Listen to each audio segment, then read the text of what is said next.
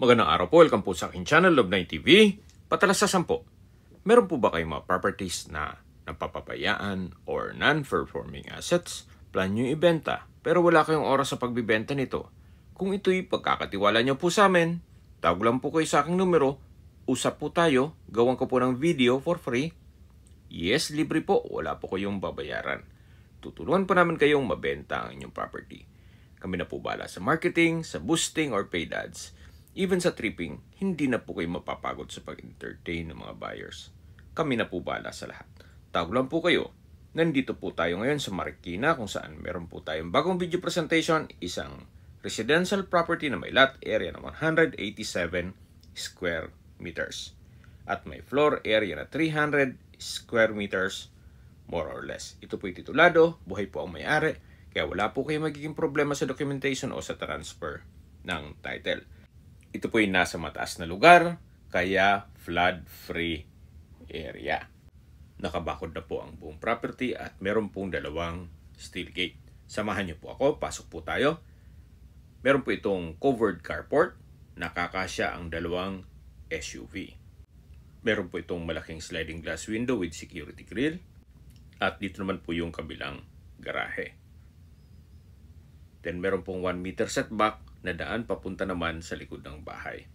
Ang kagandahan pa po dito, ito'y ready for occupancy. Gawa ng maayos naman po ang pintura at structure nito. Ito po yung main door, naka-solid wood door, at ito naman po yung living area o salas. Naka-ceiling cove design, malaki naman ang spasyo, naka-tiled flooring, then meron pong mga outlet sa gilid nito. Open concept lang po, walang partitions. At mula naman po dito sa living area, dito naman po yung dining area. Sa dulo po nito, meron pong glass wall at sliding glass door na may access papunta sa open lanai. Tungkol naman po sa mga kagamitan, siguro pag-usapan nyo na lang ni owner kung isasama pa niya yan. So dito naman po yung hagdan o stairs na papunta sa second floor at dito naman po yung formal kitchen. Meron po itong kitchen countertop at wall-mounted cabinet. Meron din pong pantry, then storage ng kitchen utensils sa baba nito. Meron din pong kitchen window with security grill at naka-tiled flooring na rin po. Sa spasyo, malaki din po ito. At dito naman po yung first bedroom dito sa ground floor na kung saan ito yung naka-solid wood, naka-tiled flooring. Then meron pong access door papunta sa likod ng bahay.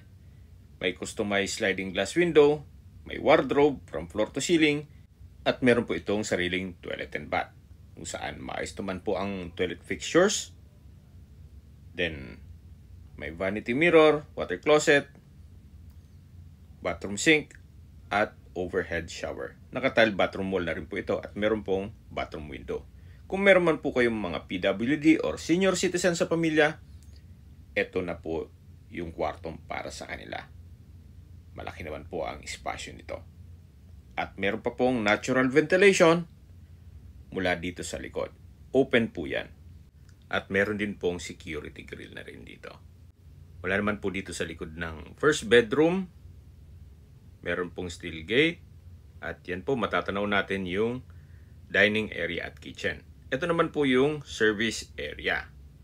At mula po dito sa service area, ito po yung open na space na pwede pong gawa ng pocket garden. So, depende po sa inyo kung anong pwedeng i-project nyo dyan. Maganda pong i-assist nyo na lang yan, i-open nyo na lang para sa natural ventilation. So, another service area or dirty kitchen na pwedeng gawing maid's quarter. At meron po ditong common toilet and bath. Maayos naman po ang toilet fixtures at ito'y naka-tiled bathroom wall. So pwede nyo pong pagpilian dito sa dalawang spasyo na to ang gagawing maid's room o maid's quarter. So yan po yung access papunta sa first bedroom. Ito po yung formal kitchen. Then dito na po tayo sa stairs o hagdan, naka-tiled staircase, then wooden handrail. Ito pong staircase wall ay pulido naman ang pagkapalitada at pintura. Samahan niyo po ako, akyat po tayo. So nandito na po tayo sa family area. Naka-tile flooring, malaki din ang espasyo, maaliwalas, at sa dulo po meron pong wooden door o access door na papunta sa balkonahe o terrace. Meron din pong malaking glass window na may security grill. Ito po yung balkonahe. Ito pong window glass ay may security grill. Yan po yung sa kabilang kwarto. At mula po dito, matatanaw nyo naman ang inyong mga kapitbahay. Yan po, nasa matas na lugar tayo. Kaya tanaw nyo ang bubong ng kapitbahay. So, balik po tayo dito sa loob. Ito po ulit yung family area. Then, ito po yung unang kwarto dito sa second floor. Malaki din ang espasyo. May customized glass window with security grill. At meron pong nakaabang na butas para sa window type aircon. May wardrobe. Then meron pong hagdan dito papunta yan sa attic. Hindi lang po natin maakyat sa ngayon. Siguro upon tripping na lang. Then meron po itong sariling toilet and bath. Maayos naman po ang toilet fixtures. May bathroom sink, water closet, tile bathroom wall, vanity mirror, at overhead shower. Meron din po itong bathroom window. Tunghayin niyo po ulit itong unang kwarto dito sa second floor. So mula naman po dito, meron pong hallway. Then naka-tile flooring. Check po muna natin itong second bedroom dito sa second floor, kung saan malaki naman ang espasyo nito. Meron pong customized glass window, may wardrobe, naka-tile flooring, then meron pong sariling toilet and bath.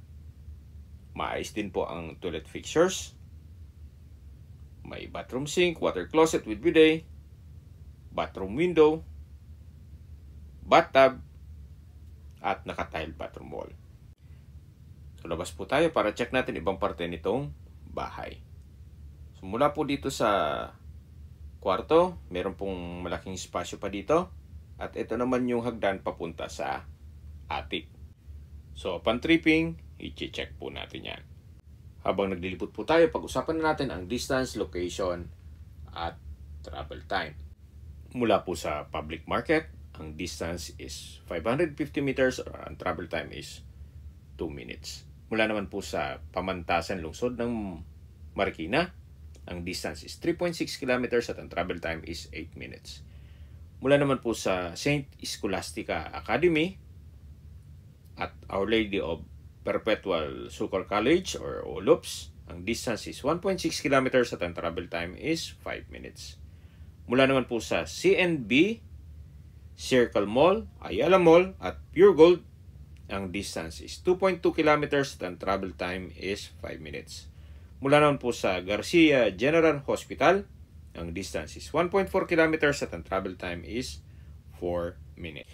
Yan po yung lagi kong binabagit sa inyo na dapat nyo i-consider sa paghanap ng property, yung meron pong malapit na hospital. Hindi ko naman po sinasabing sakitin kayo, yan naman po for emergency purpose lang naman. At mula naman po sa airport, ang distance is 24 kilometers at ang travel time is 1 hour and 12 minutes. Mula po dito, matatanaw natin ang fire exit. Okay, sa presyo na po tayo. Binebenta po ito ni owner sa halagang 9.5 million pesos. Kung may mga katanungan po kayo o gusto magpaset ng tripping dito sa property to, tawag lang po kayo sa aking numero. At sa mga kababayan naman natin nasa ibang bansa, meron po akong Telegram. Sa mga iPhone user naman, may iMessage. Meron din pong Imo, Skype, Viber at WhatsApp. Same number lang po, 0917-316-3399. Sa mga nagtatanong naman po ng aming Facebook, meron po aming Facebook page, Nob9TV at Facebook Reels Video.